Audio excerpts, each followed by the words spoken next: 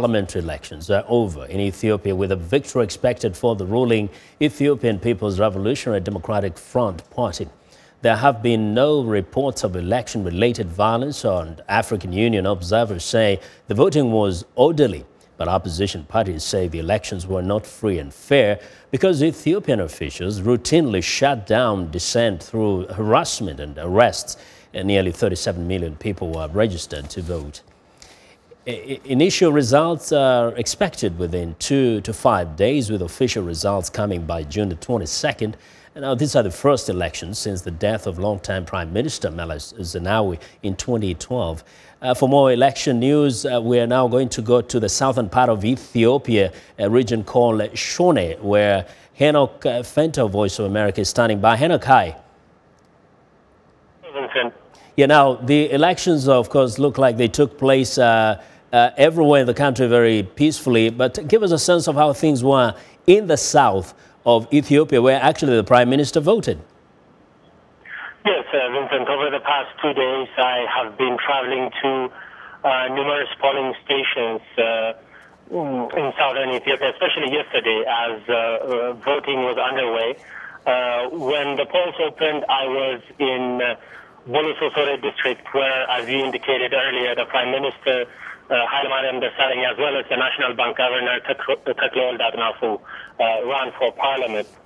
Now, the Prime Minister flew in a helicopter to cast his ballot in his home village of Gumeno.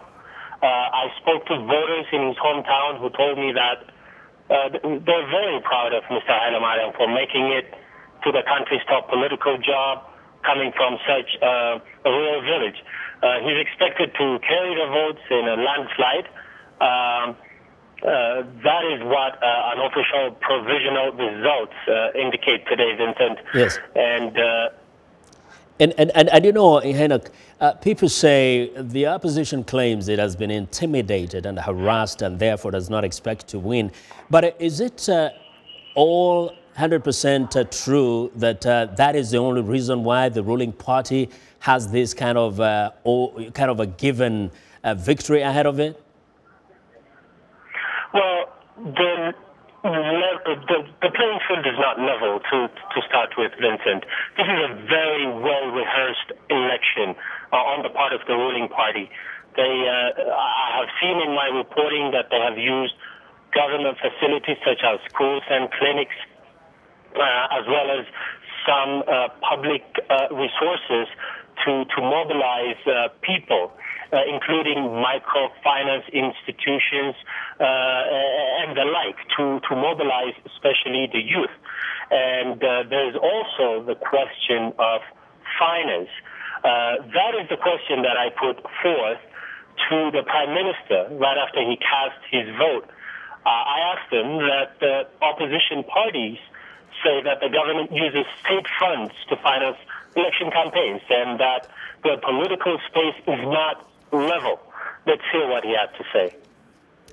Now, Henok, you know, there is also the question of the extent to which the opposition managed to kind of participate. You said that there are places where the opposition just boycotted. Did they undermine themselves by just pulling back? Well, Vincent, the one thing that I will say is in my reporting, especially when I went to the town of Shone on Sunday afternoon, I'm still there. In this election district, the leader of the main opposition coalition, Madrak, Bayene Petros, well, he's now losing. It seems like he's losing his claim to reclaim his seat for a ruling party candidate called Yosef Daimo. Now, he's defending his seat in Parliament, and the provisional results are being announced right now. And it seems that the polls, at least the exit polls and some of the results indicate that the results usually favor the ruling party. And there's reasons for that. Yeah. The ruling party has campaigned seriously in rural areas, especially they have an organization that they use. It's a sort of a communist type of organizing people. one person in every 5 person is a ruling party member, and that's how they organized. They did not have huge election rallies or public meetings. The strategy seems to be making sure that the people in rural areas, organized in families, in groups of 5, are voting in favor of the ruling party, and that's how they got their message out to rural voters, Vincent. Very, very interesting. Kind of block voting by family names. Thank you very much, Henok. That is VOA reporter Henok Fento reporting from the town of Shone in southern Ethiopia.